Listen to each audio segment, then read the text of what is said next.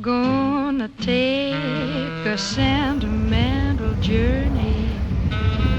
Gonna set my heart at ease.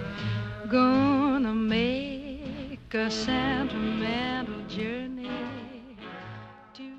I'm gonna get a little close, George. All right, hello everyone. I'm at Oshkosh 2021, and I'm here with one of the original Tuskegee Airmen. He is Lieutenant Colonel. Am I getting it right? George Hardy?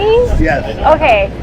Lieutenant Colonel, thank you. It's an honor to be here. What I'm going to do is I'm going to flip the camera, and then we're going to talk to you and learn more about Tuskegee. So, all right. Started, what your role in the Tuskegee was. You said you were 19 years old when you started to fly. No. Well, I graduated from high school in June of 1942. I turned 17 that same month, so I had to wait a year to go into the service. But in early 43, they said if you are 17 and a high school graduate, you can take the aviation cadet exam. I took it, passed it. I was sworn in March of 43 as a private in the Army, and they sent me home until I turned 18.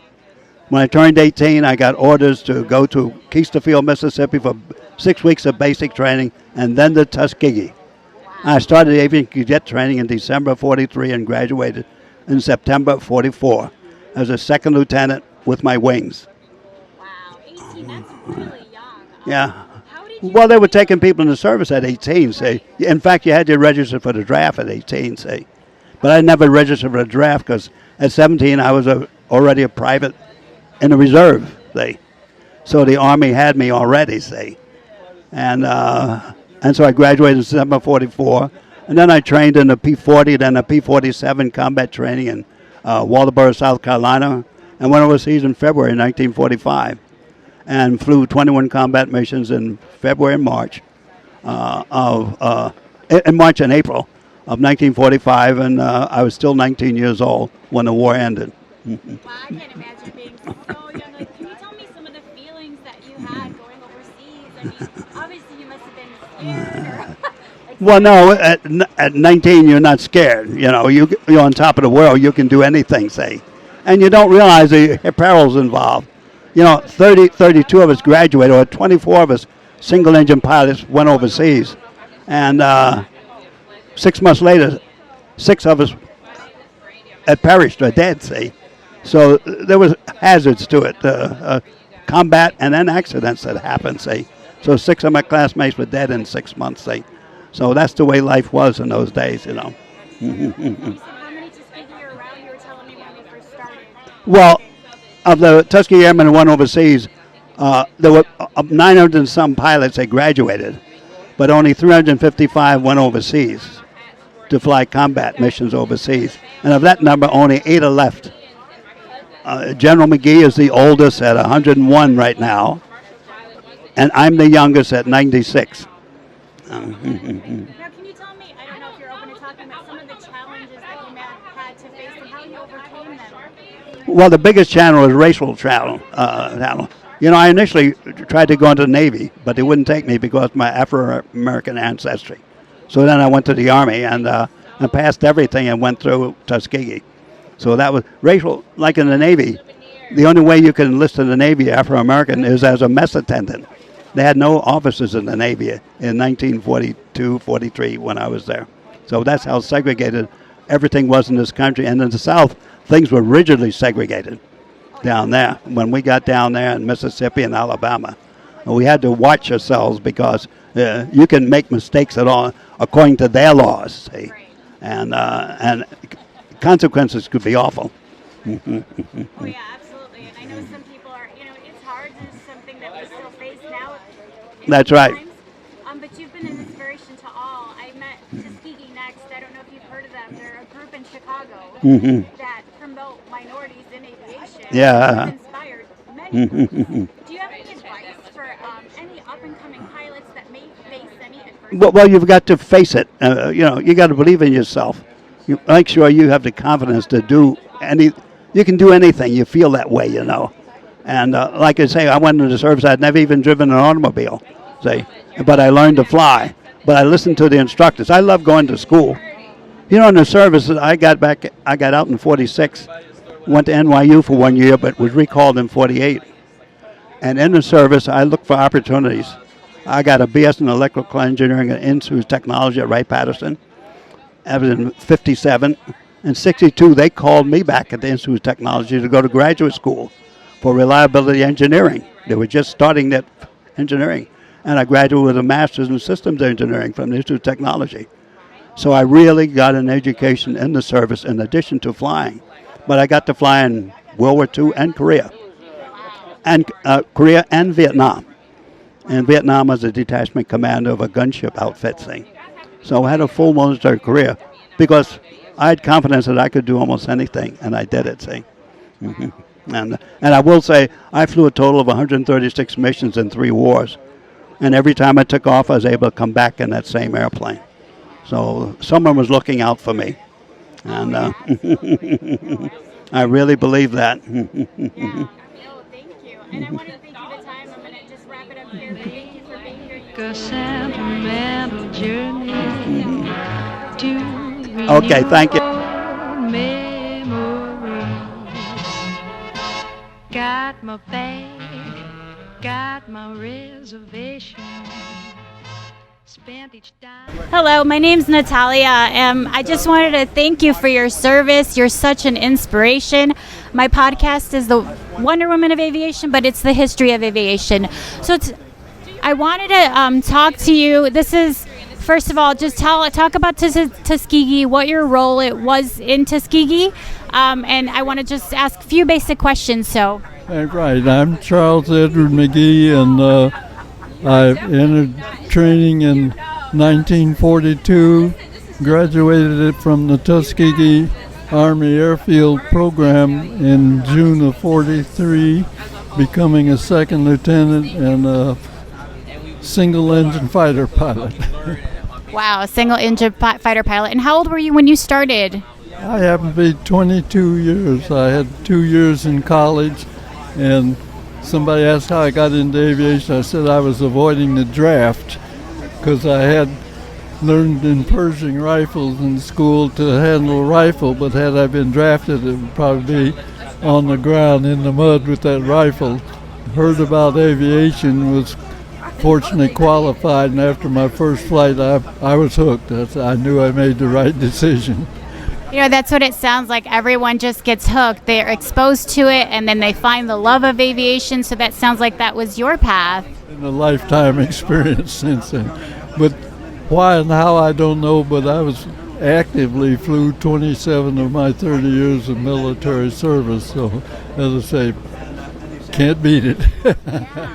And how many missions did you fly? I had 136 missions in World War II, 100 missions in Korea, and 173 missions in Vietnam. So all I call it World War II air superiority, Korea interdiction ground support, Vietnam tactical intelligence gathering. So. What was one of the most memorable moments? I mean, I'm sure you have a lot, but is there one that's most impactful in your life that's helped shape you? Well, one, as I look back at the history, was glad that we were part of the escort that helped repatriate down crewmen that the partisans in Yugoslavia had kept out of German hands. And of course, it was all classified at the time, but a lot of work between England, the United States, and the local military officials to plan flights to repatriate those folks that had been protected. And being a part of that, certainly for getting folks back home, was certainly an incident. Of course, our purpose of being there was to help save American lives, and fortunately that was successful too, so I'm a happy camper. That's amazing. I'm going to leave you with one last question. I know you have a lot of people you want to talk to. So obviously, I mean, diversity, equity, and inclusion, right? So some people have a hard time getting into aviation. They're not exposed to it, especially minorities like myself. That's why I'm doing the podcast. What does diversity mean to you? Well, it's so important because, and particularly to be able to influence young folks today in aviation and space career opportunities, because the young folks are our future of our country. And certainly we need to mentor them and encourage them and support their effort and assure that the opportunity is available for them. And as I say, persevere. Don't let anybody tell them you cannot accomplish or be successful. They can. Right. And we need to continue to mentor that approach for all of our young folks. Right. No, absolutely. And I see that you have a book here. What is the book? Can I grab a copy? I just want to show people like what the book is and where they can find the book. So here's your book. It's called Tuskegee Airmen, the biography of yourself. Written by my oldest daughter, as you see, Charlene. My son and the youngest daughter are here. Now, Yvonne is the youngest daughter. She walked. Yeah. Oh, that's your sister. Okay, so She was the oldest of the three children that we had, and she's the youngest. Our son, somewhere around, he was in the middle. okay, so if people want to find the book, where can they find it? Here at the Commemorative Air Force, and their work here with the, I forgot what they call it now, but here at Kid Venture, right, this trailer, they go around telling the story of the Tuskegee Airmen and the Women Air Force Service pilots. And that's why I'm here. Initially, the Women Air Force Service pilots, and then obviously it goes hand in hand with Tuskegee. So I want to again thank you for your service. It's an honor to be here. You've inspired so many individuals, such as myself. So thank you for taking the time. Well, thank you. In the past, we've had a number of the Women Air Force Service pilots here and shared with them and lecturing to young folks. Thank you, because you got to carry on the future, so stand tall. Thank you for this opportunity.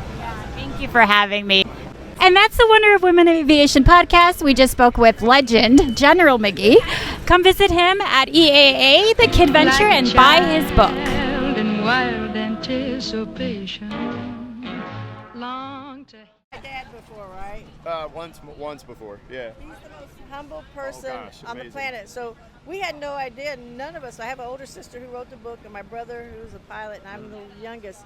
We had no idea about the significance of his career until we were all grown. Right, that's why kind of. So he never came home. I mean, most fathers don't come home and talk about their day at work, particularly if they've been in a war, and we find that's pretty standard. Right. But they would get together from time to time, they being what is now known as the Tuskegee Airmen. And we didn't think a lot of that either, because it's not uncommon for squadrons to get together. That's what military people do. You know, they have reunions and stuff. And they started realizing, it's like, this might be a little bit special kind of get together. So it really wasn't, just a little different, because it was segregated. Gosh, and so it wasn't until they actually incorporated in 1972 that we started really understanding the significance. So when people say, what was it like growing up with them? It's like, we're just a regular military family. Right. Yeah, so we moved every 2 years. But now you got to be so freaking proud. I mean, I tear up being around just knowing what you all went through, like what he went through. Right. Making it to over 100 is a feat. Right. But being in 3 wars, making general, fighting through what you've fought through, my Lord, Yeah. you know. My mom was here today, because she tells the real good behind the scenes. The wives always have the best stories. Yeah. Thank you. They have she's the an air best show stories. wife. So I do you show know, that she's an you air show know. wife. We hear about it. Nothing Yeah. like that, but you get it. But the wives always said that's their story. We're gonna, they always would step back a little bit. But I will say, when my mom passed in '94, he was retired in Kansas City, which is where his heart is. Okay. But he said, I realize I'm not within a day's travel of any of my kids. And I said, well, I hate to tell you, none of your kids are coming to Kansas City. So he made the decision to come out to Maryland. God bless him. He's so easygoing about everything. Yes, he is. So we came out. So we bought a house together. Well, I made a mistake after a couple of years of living together, of coming home complaining about work. Oh, wow. And I was just like, I can't believe, I'm ranting and stuff. And he's, as he normally does, he just quietly listens and stuff. And he finally just said, did anybody try to shoot you out of the sky today? Jesus. I got a really good education and perspective. I was like, I had a really good thing. Never thought my heart could be so yearning. Why did I decide to roam? Gotta take that sentimental journey.